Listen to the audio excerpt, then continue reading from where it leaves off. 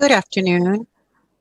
The Meat Corporation wants to give the welcome to everyone who's attending. We want to invite you to the second group of speakers, which has to do with the productive sustainability in this Meat Days of Rio Sur 2021. The excess of having these dairy males is one of the breakpoints for the profitable business models. We are pleased to present to them through Andrea Köpfer Jensen's presentation, who's a veterinarian. She is the cattle development manager, and she's the partner of the Meat Consortium, who's also going to give you an innovative, productive model with the idea to have this exportable offer called the Rearing Centers Innovation in the Productive Commercial Model for the Rescue of Male Dairy Cows. Your questions can be given into the chat that is in your screen so that at the end, these questions can be answered by the speaker. Thank you so much.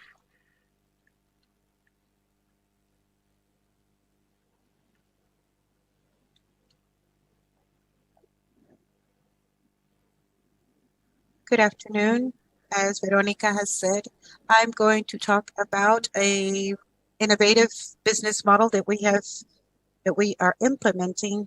It has its first year in the holding fair of Osorno, which has to do with the rearing of dairy calves in the dairy farms here in Chile. The dairy sector here in Chile in the last years has been expanding and has had collateral effects when we talk about the rearing of the males that are born inside of the milk farms. For many of the producers, this is a subproduct that in the last years have been not very interesting due to the price of the milk. It has been very important for them, and they have not left space to raise these males. And it's not any interesting for the production. Also, we all know, and we feel, all of us who work in the livestock, that the last years, the cattle population has a tendency of decreasing. We're hoping that this year we can give better, clear data, which is the population of cattle that we are handling today here in Chile. With this, as the Frigorífico in Osorno, which is the company which I work for. However, this belongs to the Osorno Fair, where we are generating this project. We saw the opportunity of getting an impulse to these males from the breeds of Holstein and others that are similar to this, because they are a very good product as a steer, a very good quality. And this is a steer which is can be used in our national market or maybe for export when we're talking about a commodity, not a premium meat. And we are mainly talking about the demands of the last years that China has had in regards to the type of steer as a commodity. Also, there is a great loss of the dairy calves in the dairy farms. There is no interest in breeding them, and many of them are not being raised. Many of them without the right kind of traceability. Others are being raised under very poor conditions. And the installations that there might be in some of the farms, which are not being used in the area, made us think, and being able to maybe give it another opportunity of these dairy calves to be able to produce them. And not only that, in some of the productive systems, the economical incomes have been insufficient. And this is another point that we wanted to integrate in this project. The purpose that this project has is to be able to solve the breeding of these dairy males in the dairy farms and able to have a final product which is standardized in the quality of meat and health and also in traceability. I say traceability because many of these steers or calves that could be raised because they're being given away They lose their traceability, and this decreases its economical value once it arrives in the industry because it cannot be used for export because it's and one of the most important markets is China. The other purpose is to support the productivity of this area and also the sustainability of the livestock. We wanted to foment or encourage the breeding of the dairy males that are born in the dairy farms in this area. We can also expand as this begins to expand. And then the final purpose is to position us as in the breeding of these dairy calves as a general company to be able to give a region to the cattle, which is preferred in the Osorno old refrigeration of the Osorno. As I have mentioned also, I've already mentioned the subject of being able to support or afford keeping this national population of the dairy calves. In the business, this is from the Osorno Fair, but we are many different companies, so we are all integrated, each one on their own specialty. And it consists of creating breeding centers.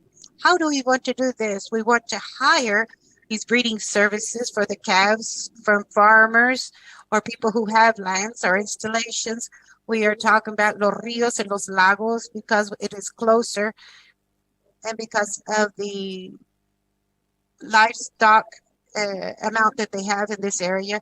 So we want these that are qualified and classified to be able to comply with the protocol for the calf suppliers, the size, the breed, traceability.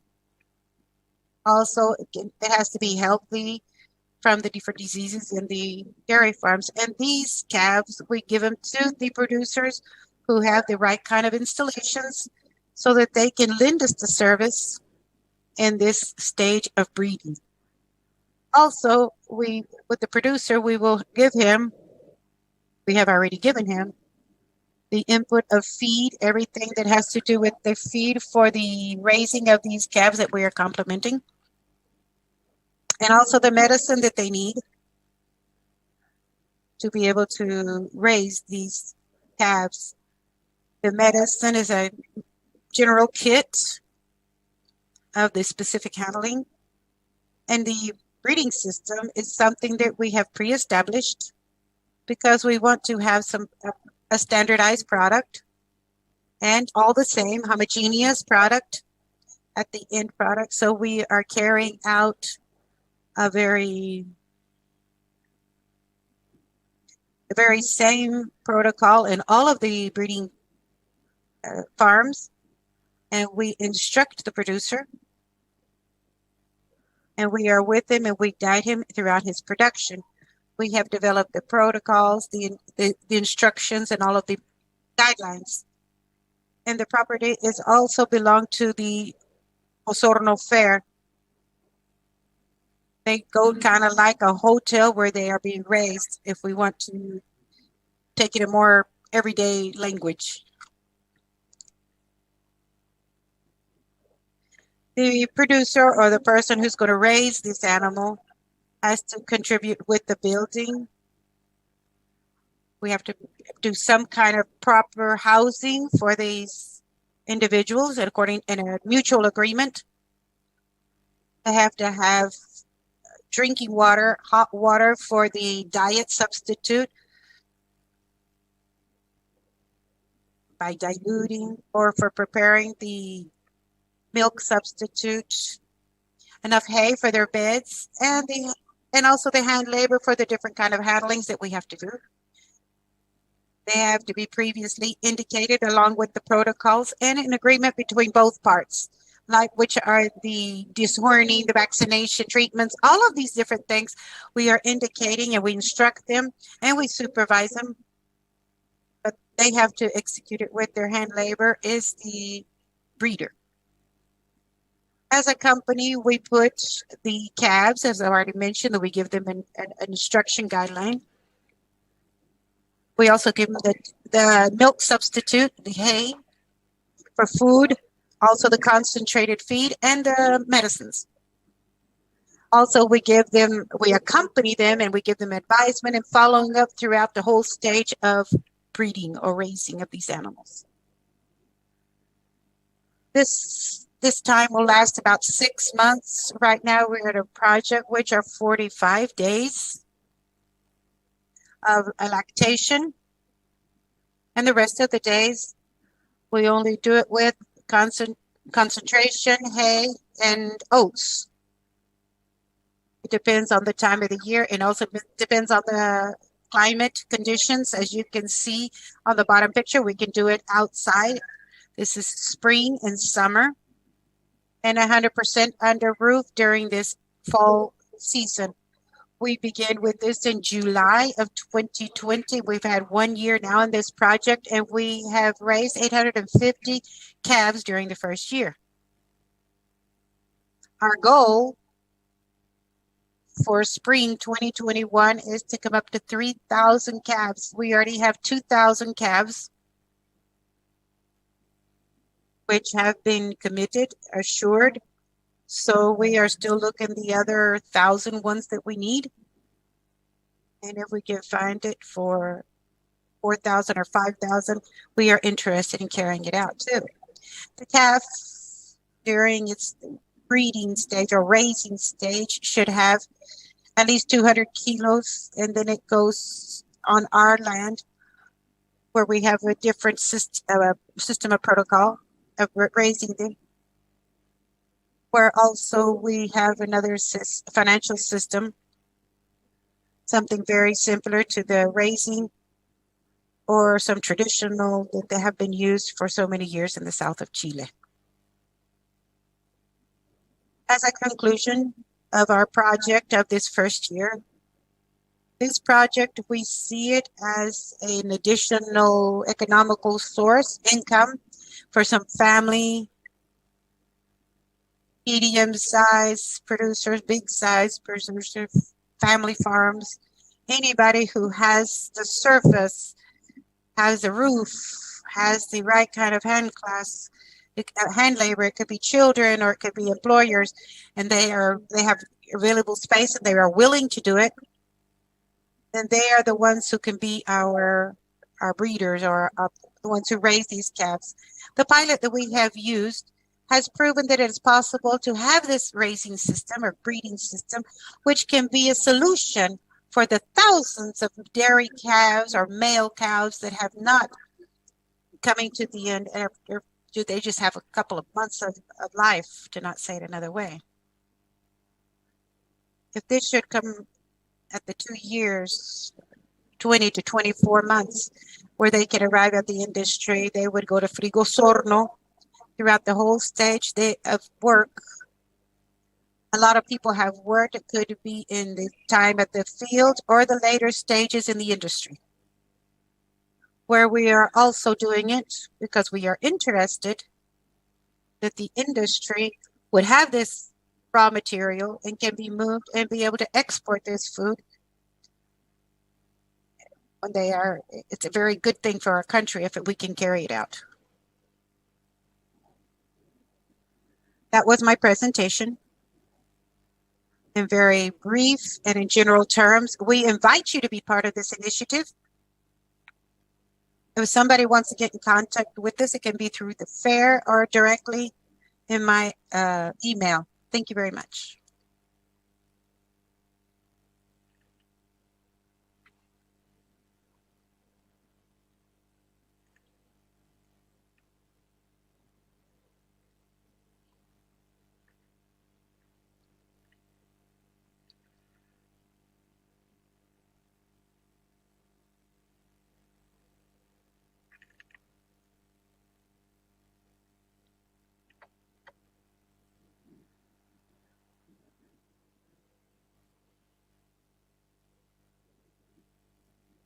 Thank you very much, Andrea.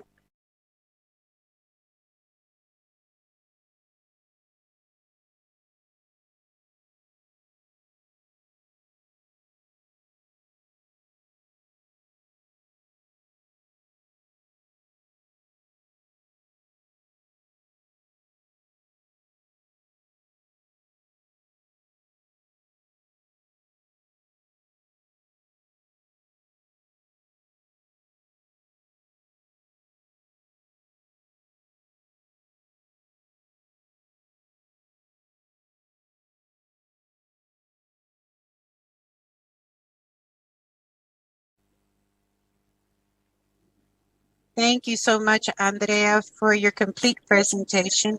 And we have some questions from the people who are attending this seminar. And the first question is how many Un promedio calves as a que para minimum ustedes sería that you need as deseable an average that para you would hacer need eh, to be able to be involved in the Osorno Fair. As producer, the medium or large size, we were thinking about the economy and scale. We have seen with 200 calves, a producer in 6 months and have a good a good income, which could be interesting for them. The truth is, for each one, it's different. For some, it could be interesting. Other, it has to be different. Depends if they have to hire someone else or they themselves can do it. So there are multiple factors. I don't have a fixed number because producer could, if it's at a family farm, then he himself can do it. And we are giving very small volumes, which could be 20 calves because they have different conditions than a medium-sized producer, farmer, which would have the capacity of 100 that he himself is going to do. It could be that for him, economically, it might be interesting. And if we're talking about 300 calves in a big producer, it could be that it might not be interesting for him. So if you ask me in a general form, an average farmer could have 200 calves, which would be an interesting number. And in the spring, we can see the returns. They can do it between two different people. But it would be better to see each person's reality, their conditions, who they're going to have to hire someone or not.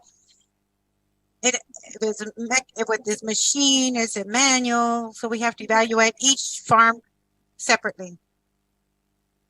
Good afternoon. It seems like it's very interesting, your project. What I did not understand is how do you pay these medium people? This is not a medium person. It's a hiring of services. So we're not paying for them for be the medium man. At the 180 days with 200 kilograms, more or less, we're paying the producer for raising this calf. We pay him with a salary.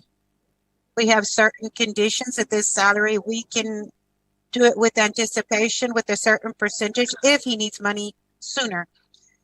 But it's like a hotel. I can pay you for one calf for amount of money that we determine on.